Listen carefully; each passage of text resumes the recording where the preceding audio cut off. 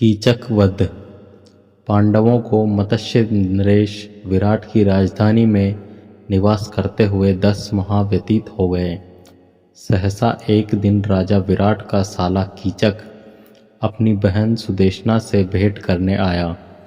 जब उसकी दृष्टि सेरंध्री यानी द्रौपदी पर पड़ी तो वह काम पीड़ित हो उठा तथा सेरंध्री से एकांत में मिलने के अवसर की ताक में रहने लगा।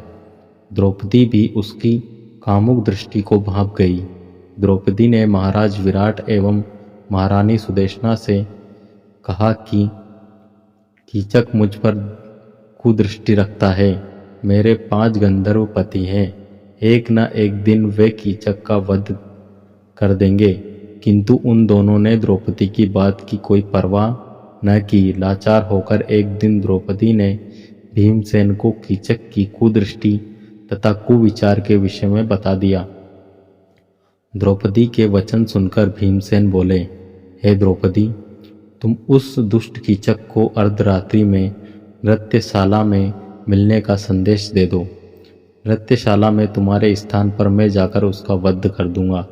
सेरंध्री ने वल्लभ भीमसेन की योजना के अनुसार कीचक को रात्रि में नृत्यशाला में मिलने का संकेत दे दिया। द्रौपदी के इस संकेत से प्रसन्न कीचक जब रात्रि को नृत्यशाला में पहुंचा तो वहां पर भीमसेन द्रौपदी की एक साड़ी से अपना शरीर और मुंह ढककर वहां लेटे हुए थे। उन्हें सेरंध्री समझकर कामोत्तेजित कीचक बोला, हे प्रियतमे, मेरा सर्वस्व तुम पर न्योछावर है। अब तुम उठो और मेरे साथ रमण करो। कीचक के वचन सुनते ही भीमसेन उछलकर उठ खड़े हुए और बोले, रे पापी, तू सेरंध्री नहीं अपनी मृत्यु के समक्ष खड़ा है। ले अब पर स्त्री पर कुदृष्टि डालने का फल चख। इतना कहकर भीमसेन ने कीचक को लात और घूसों से मारना आरंभ कर दिया। जिस प्रकार प्रचंड आंधी वृक्षों को झकझोर डालती है, उसी प्रकार भीमसेन कीचक को धक्के मार मारकर सारी नृत्यशाला में घुमाने लगे। अनेक बार उसे घुमा घुमाकर पृथ्वी पर पटकने के बाद अपनी भुजाओं से उसके गर्दन को मोड़कर उसे पशु की मौत मार डाला। उसकी उस दुर्गति को देखकर द्रौपदी को अत्यंत संतोष प्राप्त हुआ। फिर वल्लभ और सेरंध्री चुपचाप अपने अपने स्थानों में जाकर सो गए। प्रातःकाल जब कीचक के वध का समाचार सबको मिला तो महारानी सुदेशना, राजा विराट, कीचक के अन्य भाई आदि विलाप करने लगे। जब कीचक के शव को अंत्येष्टि के लिए ले जाने लगा तो द्रौपदी के राजा विराट से कहा, इसे मुझ पर कुदृष्टि रखने का फल मिल गया। अवश्य ही मेरे गंधर्व पतियों ने इसकी यह दुर्दशा की है। द्रौपदी के वचन सुनकर कीचक के भाइयों ने क्रोधित होकर कहा, हमारे अत्यंत बलवान भाई की मृत्यु इसी सेरंध्री के कारण हुई है, अतः इसे भी कीचक की चिता के साथ जला देना चाहिए। इतना कहकर उन्होंने द्रौपदी को जबरदस्ती कीचक की अर्थी के साथ बांध के और शमशान की ओर ले जाने लगे। कंक, वल्लभ, वृणला, तंतिपाल तथा ग्रांथिक के रूप में वहां उपस्थित 5 पांडवों से द्रौपदी की यह दुर्दशा देखी नहीं जा रही थी, किंतु अज्ञातवास के कारण वे स्वयं को प्रकट भी नहीं कर सकते थे। इसलिए भीमसेन चुपके से परकोटे को लांघकर शमशान की ओर दौड़ पड़े और रास्ते में कीचड़ तथा मिट्टी का सारे अंगों पर लेप कर लिया। फिर एक विशाल वृक्ष को उखाड़कर कीचक के भाइयों पर टूट पड़े। उनमें से कितनों को ही भीमसेन ने मार डाला। जो शेष बचे वे अपना प्राण बचाकर भाग निकले। इसके बाद भीमसेन ने द्रौपदी को सांत्वना देकर महल में भेज दिया और स्वयं नहा धोकर दूसरे रास्ते से अपने स्थान में लौट आए। कीचक तथा उसके भाइयों का वध होते देखकर महाराज विराट सहित सभी लोग द्रौपदी से भयभीत रहने लगे। कीचक के वध की सूचना आंधी तूफान की तरह फैल गई। वास्तव में कीचक बड़ा पराक्रमी था और उससे त्रिगर्त के राजा सुशर्मा तथा हस्तिनापुर के कौरव आदि डरते थे। महल के केवल राजकुमार उत्तर ही थे।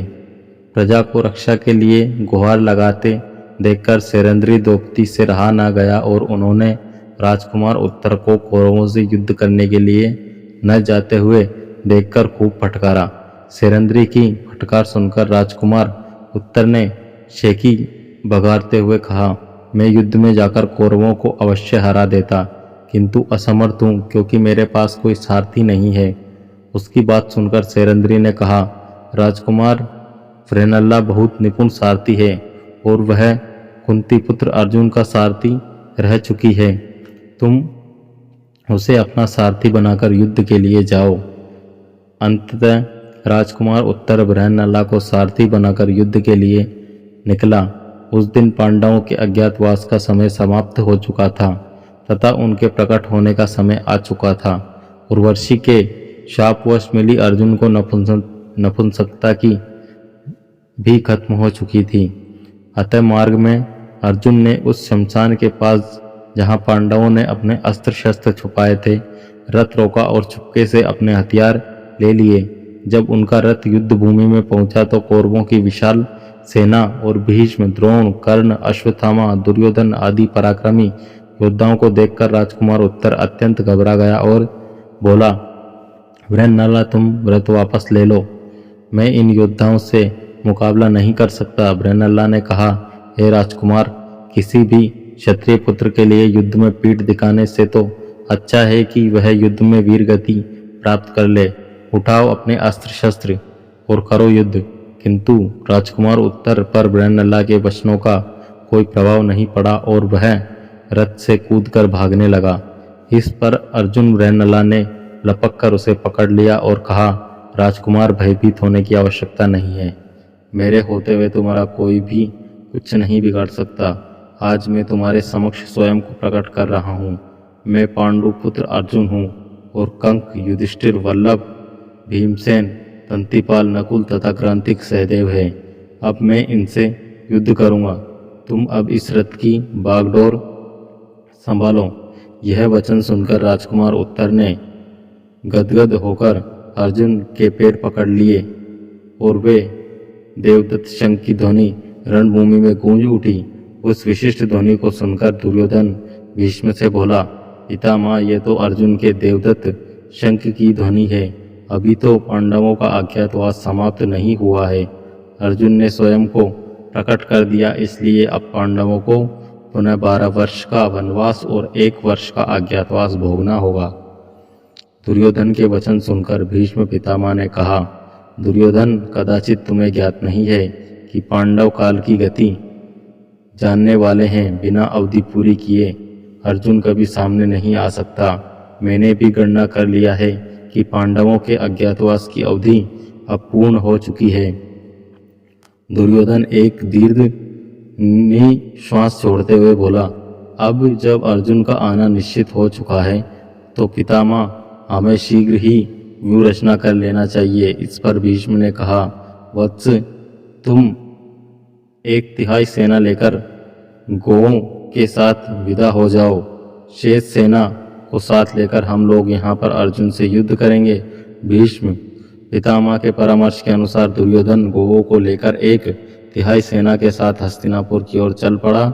यह देखकर कि दुर्योधन रणभूमि से लौटकर जा रहा है, अर्जुन ने अपना रथ दुर्योधन के पीछे दौड़ा दिया और भागते हुए दुर्योधन को मार्ग में ही घेरकर अपने असंख्य बाणों से उसे व्याकुल कर दिया। अर्जुन के बाणों से दुर्योधन के सैनिकों के पैर उखड़ गए और वे पीठ दिखाकर भाग गए। सारी गौएं भी रंभाती हुई विराट नगर की ओर भाग निकली। दुर्योधन को अर्जुन के बाणों से घिरा देखकर कर्ण, द्रोण, भीष्म आदि सभी वीर उसकी रक्षा के लिए दौड़ पड़े। कर्ण को सामने देखकर अर्जुन क्रोध का पारावार न रहा। उन्होंने कर्ण पर इतने बाण बरसाए कि उसके रथ, घोड़े, सारथी सभी नष्ट भ्रष्ट हो गए और कर्ण भी मैदान छोड़कर भाग गया। कर्ण के चले जाने पर भीष्म और द्रोण एक साथ अर्जुन पर बाण छोड़ने लगे, किंतु अर्जुन अपने बाणों के बीच में ही उनके बाणों के टुकड़े टुकड़े कर देते थे। अंततः अर्जुन के बाणों से व्याकुल होकर सारे कौरव मैदान छोड़कर भाग गए। कौरवों के इस प्रकार भाग जाने पर अर्जुन भी विजय शंख बजाते हुए विराटनगर लौट आए। तो दोस्तों ये थी कीचक वध की कथा। ये आपको कैसी लगी हमें कमेंट करके ज़रूर बताएं। और ये वीडियो अच्छी लगी हो तो वीडियो को लाइक, शेयर और हमारे यूट्यूब चैनल को सब्सक्राइब जरूर करें। वीडियो में अंत तक बने रहने के लिए आपका धन्यवाद।